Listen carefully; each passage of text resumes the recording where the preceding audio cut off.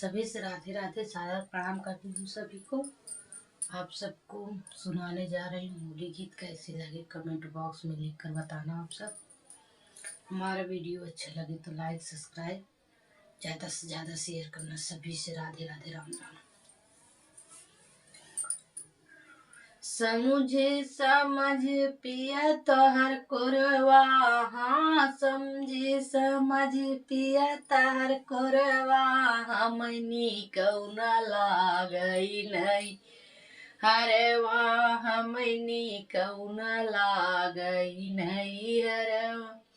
समझे समझ पिया तोहर कोरवा, हमनी कौना लागई नहीं हरवा, हमनी कौना लागई नहीं हरवा।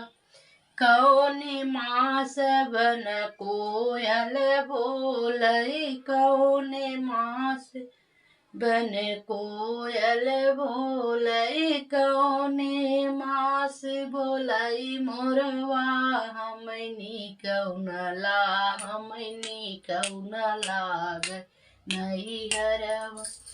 समझे समझ पिया तोहर कोरवा, हाँ समझे समझ पिया तोहर कोरवा, हमनी कौना लागई नहीं हरवा। फागुन मास बन कोयल बोलई, फागुन मास बन कोयल बोलई, सावन मास बोलई मोरवा, हमनी कौना लागई नहीं हरवा। सावन मास बोलई मोरवा, हमनी कौना लागई नहीं हरवा।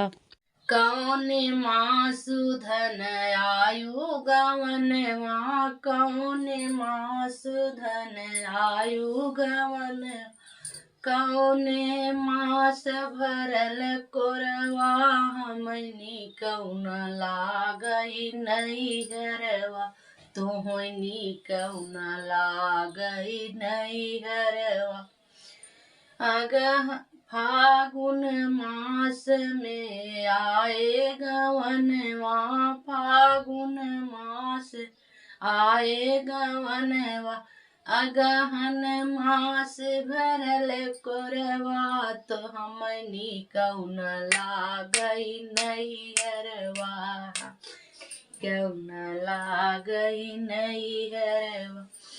अगहन मास भरल कोरवा, हमनी कौना लागई नहीं हरवा, नी कौना लागई नहीं हरवा।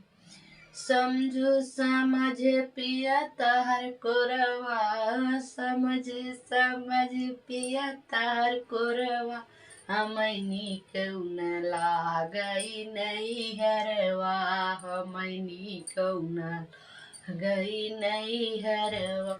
कब धन तू सोयू से जरिया, कब धन तू सोयू से, कब कौने रात टूटा हरवा, तोहनी कौना लागई नहीं हरवा, तोहनी कौना लागई नहीं हर।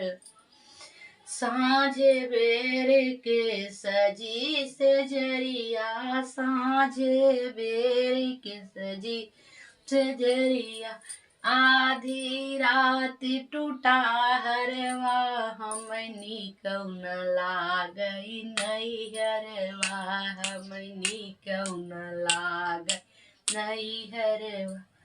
समझ समझ पिया तोहर कोरवा, हमनी कौना लागई नहीं हरवा, हमनी कौना लागई नहीं हरवा।